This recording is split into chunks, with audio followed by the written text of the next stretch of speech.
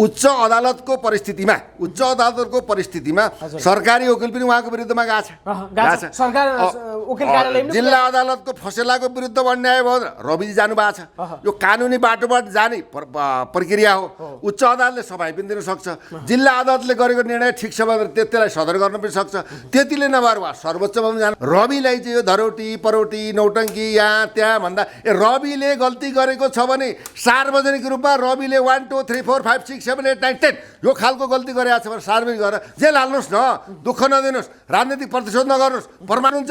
अब आउने 84मा चुनाव भइ नै हाल्यो भने यस्ता खालका कुकर्म सरकारमा गएका व्यक्ति र नेतृत्वले आफ्नै चाहिँ के भन्दा बचाउको लागि आफ्नै चाहिँ बदनाम नहोस् मिडियालाई चाहिँ के भन्दाखेरि बन्देज गराइदिइसकेपछि हामीले गरेका करतुतहरूलाई के भन्दा पर्दाफास हुँदैन भनेर आफ्नो अनुकूल चाहिँ विधेयक लिएर जनताको चाहिँ स्वतन्त्रता वाक स्वतन्त्रताको अधिकारलाई कुण्ठित राज्यले गर्छ भने पार्टी पद र सत्ता पहुँच पनि के हुन्छ जनताले मूल्याङ्कन गरेर हिसार्छन्। यो बुझ्नु जरुरी छ। सत्ता पावर पहुँच शक्ति भनेको जनताको हितको लागि राष्ट्रको हितको लागि मातृभूमिको स्वाधीनताको रक्षाको लागि अगाडि बढ्नको लागि सरकारको स्थापित भएको हुन्छ। सरकारले चाहिँ निर्मम भएर अपराधीलाई कारबाही गर्नुपर्छ, लाखापापा गर्नु हुँदैन हुन्छ। अहिले सिद्धान्तविहीन राजनीति भयो, लक्ष्यविहीनको चाहिँ गन्तव्य भयो, दिशाविहीनको चाहिँ मन्तव्य भयो। एउटा के भन्दा सामर्थ्यता योग्यता क्षमता विज्ञता देश र मुलुकको लागि राष्ट्रमा गएका शक्तिहरूले र शासकहरूले आफ्नै हितको लागि काम गरे, जनता र राष्ट्रको लागि काम गरेन। तिम्रो अब राम्रो काम गरेर मर, राम्रो काम गरेर देशलाई चाहिँ दुनियाँलाई चाहिँ के भन्दा राम्रो सन्देश देऊ। सदैव भ्रष्टाचार र कुर्चीको लडाइँ नलड।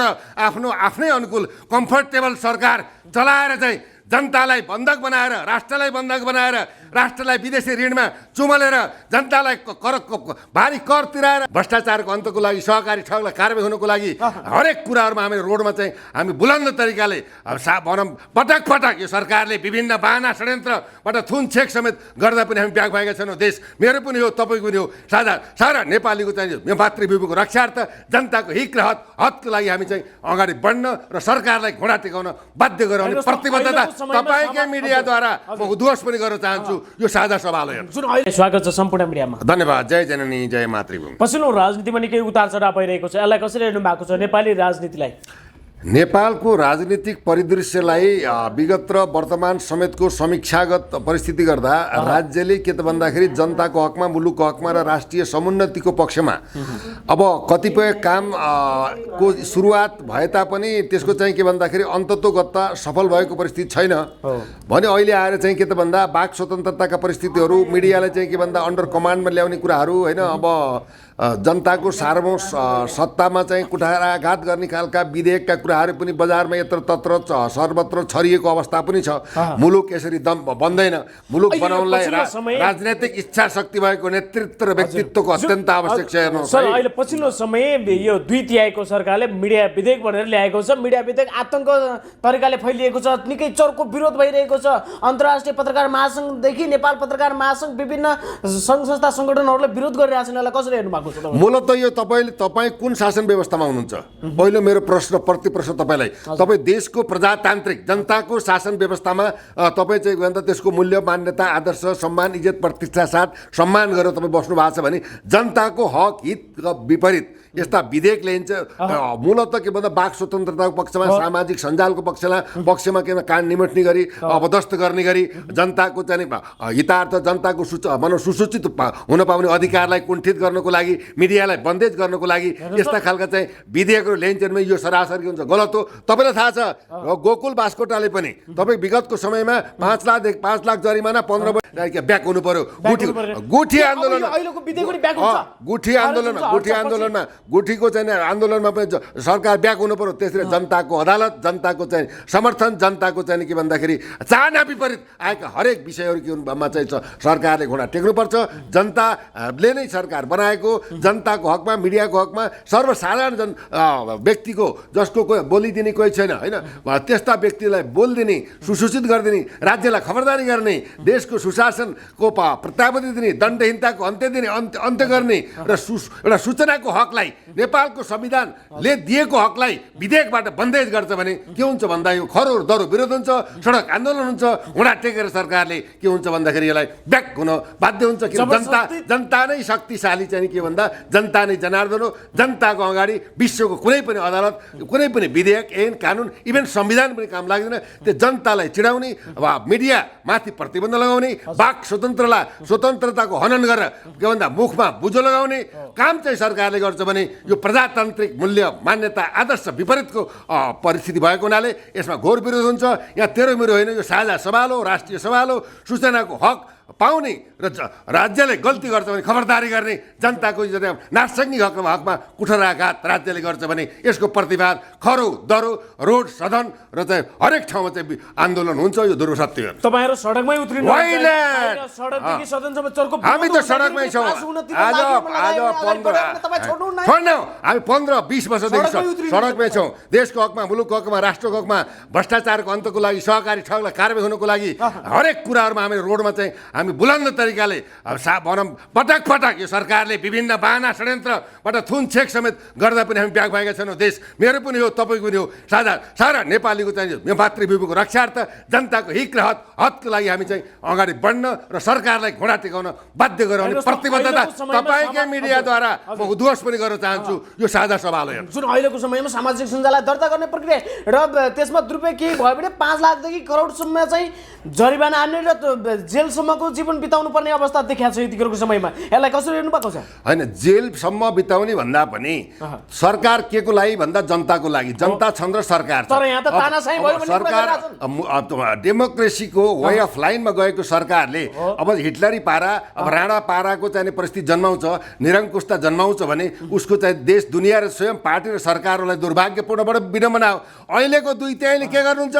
अब आउने 84-84मा चुनाव भइ नै हाल्यो भने यस्ता खालका कुकर्म सरकारमा गएका व्यक्ति र नेतृत्वले आफ्नै चाहिँ के भन्दा बचाउको लागि, आफ्नै चाहिँ बदनाम नहोस्, मिडियालाई चाहिँ के भन्दाखेरि बन्देज गराइदिइसकेपछि हामीले गरेका करतुतहरूलाई के भन्दा पर्दाफास हुँदैन भनेर आफ्नो अनुकूल चाहिँ विधेयक लिएर जनताको चाहिँ के स्वतन्त्रता, वाक स्वतन्त्रताको अधिकारलाई कुण्ठित राज्यले गर्छ भने पार्टी पद र सत्ता पहुँच पनि के हुन्छ जनताले मूल्याङ्कन गरेर हिसाड्छन्। यो बुझ्नु जरुरी छ। सत्ता, पावर, पहुँच, शक्ति भनेको जनताको हितको लागि, राष्ट्रको हितको लागि, मातृभूमिको स्वाधीनताको रक्षाको लागि, अगाडि बढ्नको लागि सरकारको स्थापित भएको हुन्छ। सरकारले चाहिँ निर्मम भएर अपराधीलाई कारबाही गर्नुपर्छ, लाखापापा गर्नु हुँदैन भन्ने हिसाबमा चाहिँ समानुपातिक न्याय, समानुपातिक चाहिँ अवसर, समानुपातिक कानुन, सबैलाई समान अवसर र भुइँ मान्छेदेखि चाहिँ टप अफ द लेभलसम्मका व्यक्तिलाई समानुपातिक चाहिँ अवसर र समानुपातिक न्यायको प्रत्याभूति चाहन्छन्।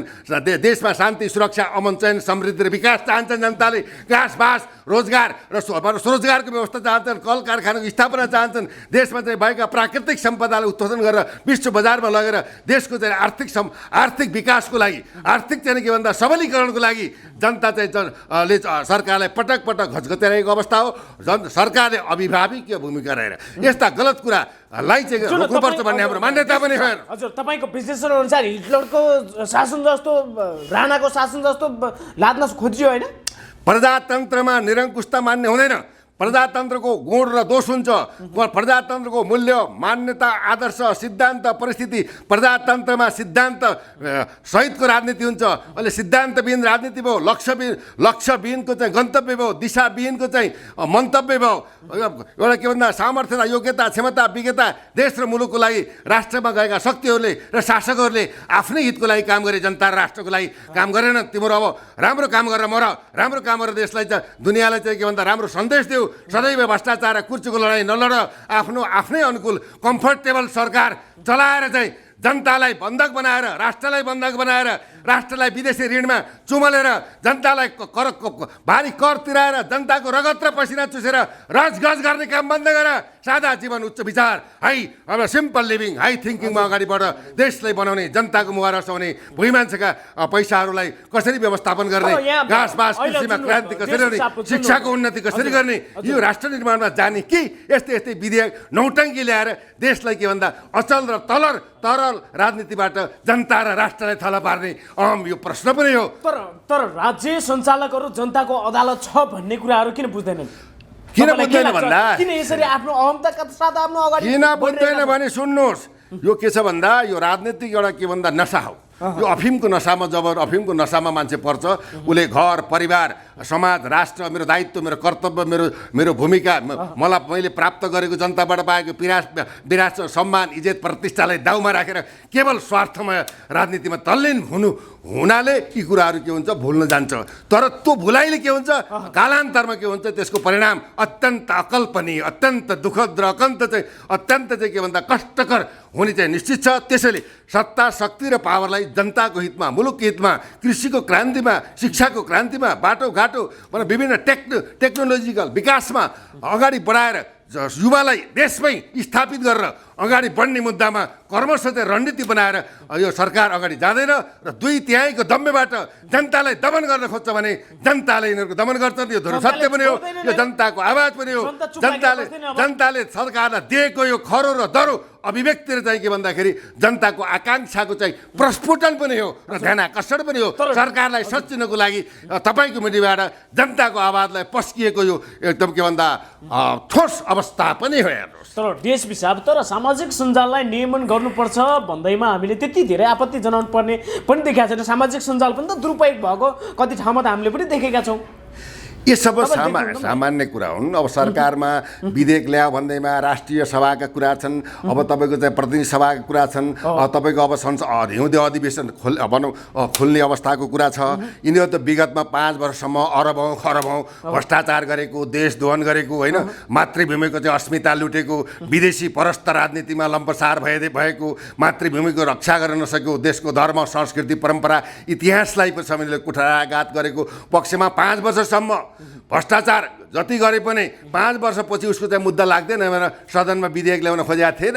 त्यो चाहिँ विरोध भयो कि भएन? सदनबाट रोडदेखि चाहिँ सदनदेखि बस्तीसम्म बस्तीदेखि राष्ट्र अन्तर्राष्ट्रिय जगतले विरोध गरेपछि व्यक्त भयो नि। जनताको अगाडि केही सिधो लाग्छ, त्यो नजिर बनिसकेको कुरा छ। त्यसैले जनतामाथि जनताको हक हित अधिकार र स्वतन्त्रता नारसङ्गिक चाहिँ मौलिक अधिकारमाथि कुठाराघात त्यही संविधानमा टेकेर निरङ्कुशताको चाहिँ बाटो सरकारले रोज्छ भने यो पतन बाहेक अन्य विकल्प चाहिँ देखिँदैन। सच्चिनै जरुरी छ, सच्चिनै जरुरी छ। पतनको बाटो रोजेको देख्नुहुन्छ? जब जनता सच्चिने कि सकिने त के हो त? दुईटा विकल्प छ कि सच्चिनु पर्यो कि चाहिँ नासिनु पर्यो। नासिने कि सच्चिने भन्ने बाटो अवसर पनि हो चुनौती पनि हो मौका पनि हो। जनताले सम्मान गरेको प्रतिष्ठा पनि हो। प्रतिष्ठा शक्ति र इज्जतलाई जनतामा लादेर सामाजिक सञ्जालमा चाहिँ नियमन गरेर कारबाहीका भनौँ नाटक देखाएर दमन गरिन्छ भने यसलाई प्रजातन्त्र मानिँदैन। यसलाई चाहिँ निरङ्कुश तन्त्र मानिन्छ। प्रजातन्त्रमा निरङ्कुश 1 मान्ने छैन, 2 मान्ने छैन। जनताको मनसाय जनताको आकाङ्क्षा जनताको हितार्थ मुलुकको रक्षार्थ अगाडि बढ्नु बाहेक अहिलेको सरकारलाई विकल्प छैन। यो जनताको आवाजलाई सम्मान गरेर सच्चिएर यस्ता गलत खालका विधेयक लिएर जनतालाई दमन गर्ने मिडियालाई चाहिँ के भन्दाखेरि घाँटी निमट्ने र जनताको चाहिँ के भन्दा वाक स्वतन्त्रतामा ताल चलाउने काम गर्छ भने भोलि यिनीहरू जहाँ बसेका छन् ती मन्त्रालय प्रधानमन्त्रीको कार्यालय समेतमा तालचा लाग्न सक्छ। किन हामीले बनाएको प्रधानमन्त्री हो। प्रजातन्त्रमा हरेक देशको नागरिक प्रधानमन्त्रीको हैसियत राख्छ। हामी चाहिँ के भन्दा सार्वसत्ता सम्पन्न देशका नागरिक हौँ, कुनै देशको स्टेट होइन। यो सार्वसत्ता हाम्रा पुर्खाले मरेर बलिदान दिएर आफ्नो रगत र पसिनाले आर्जेको देशमा रहेका स्वाभिमानी जनतालाई कुठाराघात गर्ने जहाँ बनम र देशको बलियो षड्यन्त्र राज्यलाई घचघचाउने प्रतिपक्षमा रहेका अभियन्ता विज्ञहरू विश्लेषकहरू तपाईँ जस्ता मिडिया कर्मीहरूलाई बन्देज गर्ने कुचेष्टा गर्छ भने सरकार यसैबाट पतनको बाटो रोज्दैछ भन्ने यो त दृष्टान्त पनि मनन गर्न अहिलेको सरकार ल सूचना मन्त्री तथा प्रधानमन्त्री सम्मानित प्रधानमन्त्रीलाई यहाँको मिडियाद्वारा खबरदारीसहित ध्यान आकर्षण दिएर सुझावसहित जनता र मुलुक र मिडियाको पक्षमा अगाडि बढ्न मैले चाहिँ प्रतिबद्धता साथ अगाडि बढ्न चाहिँ अपिल र अनुरोध र सुझाव पनि दिन चाहन्छु। हेर्नुहोस् जुन यो सरकार 2/3 भन्ने गरिरहेको छ एमाले काङ्ग्रेसको गठबन्धन, यो सरकारलाई प्रतिपक्षहरूले कति विश्लेषकहरूले के भनिरहेको छ भने भ्रष्टाचारीहरूलाई बचाउनको लागि बनिएको सरकार, यो अप्राकृतिक तरिकाले बनेको सरकार भन्ने विश्लेषकहरू आइरहेछन्। तपाईँको भनाइ के छ? कुन सरकार प्राकृतिक तरिकाले बन्यो तपाईँले भन्नुहोस् न। कुन पार्टीमा भ्रष्टाचार छैन, कुन पार्टीमा चाहिँ के भन्दा देशद्रोहन छैन, कुन कुन पार्टीमा चाहिँ दलाल र कुन पार्टीमा अपराधीकरणबाट राजनीतिको जन्म लिएर देशको सत्ताको बागडोर सम्हालेको व्यक्ति छैन। मलाई भन्नुहोस् न, प्राकृतिक होइन, प्राकृतिक हो, 2/3 सरकार हो। यो सरकारले सच्याएर काम गरेन भने अब देशमा पार्टी पनि रहँदैन, सत्ता पनि रहँदैन, प्रजातन्त्र पनि रहँदैन। अब निर्मम भएर अकल्पनीय राजनीतिक परिवर्तन हुन्छ। त्यो परिवर्तनबाट आउने शक्तिले देशको बागडोर सम्हाल्छ। देशको चाहिँ समृद्धि, विकास र जनताको चाहिँ मुहार हँसाउने काम गर्छ। होइन भने हामीले विकल्प यिनैबाट रोजेका हौँ। यिनलाई दिएको विकल्प सम्मानसहित स्वार्थलाई त्यागेर राजनैतिक इच्छासहित देशको परिवर्तन र विकास समृद्धिको पक्षमा अगाडि बढ्न चाहिँ खबरदारी गरेको अवस्था हो। यो खबरदारीलाई जवाबदेही भएर राष्ट्रको हकमा, मातृभूमिको रक्षार्थ, स्वाधीनताको पक्षमा, राष्ट्रिय अक्षुण्णताको पक्षमा अगाडि बढ्दैन भने यस्तै चाहिँ नकारात्मक परिस्थितिले यो सरकारको भनौँ के हुन्छ, पतन भएर जान्छ भन्ने यो यथापरक सत्य पनि हो। हेर्नुहोस्, यो सरकार कि जनतामुखी, जनताका मुद्दा, गरिब दुखी पीडितहरूको आँसु पुज्ने सरकार बन्ला अबको समयमा हामीले बन। किन जति जोगी आए पनि कानी चिरेका हुन्। तिम्रो बन किन बन भन्दा तिमीलाई सत्ता छ, शक्ति छ, पावर छ, सेना छ, प्रहरी छ, अदालत छ, हरेक चिजको सुविधा छ। जनताले कर तिरेर पालेको छ, जनताले कर तिरेर पालेको छ, तिमीलाई सम्मान दिएको छ। त्यो सम्मानलाई अपमानित भएर बहिर्गमन नहौ। देशको हकमा, गरिबको हकमा, हरेक समुदायको पक्षमा अगाडि साझा एजेन्डा सहित राष्ट्रिय एजेन्डा तयार गरेर अगाडि बढ। होइन भने अब देशमा आमूल परिवर्तन हुन्छ। जहाँ नपहुँचे कवि वहाँ पहुँचे रवि, वहाँ से भी बढकर पहुँचे अनुभवी भन्ने कुरामा देश, राष्ट्र तथा अन्तर्राष्ट्रिय क्षेत्रमा रहेका पूर्व सैनिकहरू, पूर्व प्रहरीहरू, पूर्व राष्ट्र सेवकहरूको नेतृत्व गरेर अनि षड्यन्त्र खनाललाई हामीले खोजिरहेका छौँ। एउटा ड्रेसिङ र पुसिङ भएको मान्छे कहाँ लुकिरहेछन्? देशको लागि, मुलुकको लागि लड्ने एउटा योद्धा चाहिएको छ, अनुभवी योद्धा चाहिएको छ। देशलाई तिलाञ्जली दिने, देशको हकमा मर्ने खालका व्यक्तिको यो देशले एउटा मान्छे खोजिरहेको छ। त्यसैले अब हामी पनि वैकल्पिक रूपमा अगाडि बढ्दैछौँ। जनतालाई आह्वान पनि हो, अनुरोध पनि हो, सत्य र निष्ठा र राष्ट्रवादी बलिदान युक्त व्यक्तित्व र नेतृत्वलाई खोजौँ, रोजौँ, देश बनाऊ सबै मिलेर भन्ने हाम्रो मान्यता पनि हो। हेर्नुहोस्, तपाईँले भन्नुभयो नयाँ युवा आउनुपर्छ, नयाँ देशको नेतृत्व गर्नुपर्छ भन्दै गर्दा पछिल्लो समय परिवर्तनका सम्भाग बनेर राष्ट्रिय स्वतन्त्र पार्टीका सभापति रवि लामिछाने आउनुभयो। 5-6 महिनामा 21-22 सिट संसदमा छिराउनु भयो। अवस्था के छ देख्नुहुन्छ? नयाँ युवालाई अगाडि बढ्नलाई कतिको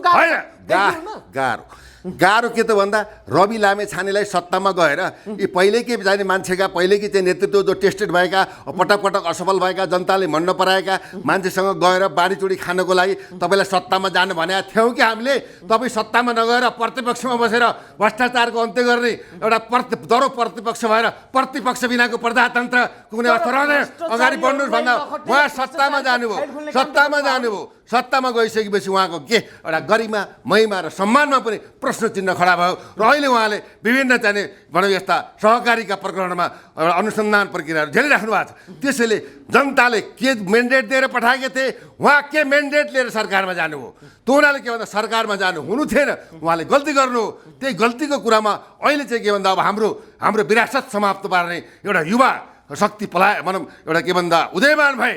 त्यसैले जसरी परास्त गर्नुपर्छ भनेर राजनैतिक प्रतिशोधको आधारमा आज रवि लामेछानेको पनि किन्तु परन्तु के हुने हो भविष्य, राजनीतिक भविष्य भन्ने खालमा ठुलो प्रश्न चिन्ह र शङ्का जन्मेको अवस्था छ। यद्यपि अदालतमा विचाराधीन रहेको मुद्दामा हामीले बहस गर्न औचित्य हुँदैन। त्यो के भन्दा युवालाई आफ्नो टक्कर दिन आउनेलाई चाहिँ ड्यामेज गर्ने राजनीतिले देश बन्दैन। सबैलाई समेटेर अगाडि बढ्ने राजनीतिले देशलाई बन्छ। त्यसैले अहिलेको नेतृत्व, अहिलेको सरकार सचिनु बाहेक अन्य विकल्प छैन। तर प्रचण्ड नेतृत्वको सरकार हुँदा, गृहमन्त्री रवि लामिछाने हुँदा तर भ्रष्टाचारको फाइल खोलेर काम त गर्नु भएको हो नि, तपाईँलाई थाहा छैन? यस्तो हो कुरो के छ भन्दा ती फाइल अब तपाईँको चाहिँ के भन्दाखेरि जे जति बदमासी भएको थियो पहिले थाहै थियो। तर सुरुवात त उहाँकोबाट भएको नयाँ त केही थिएन।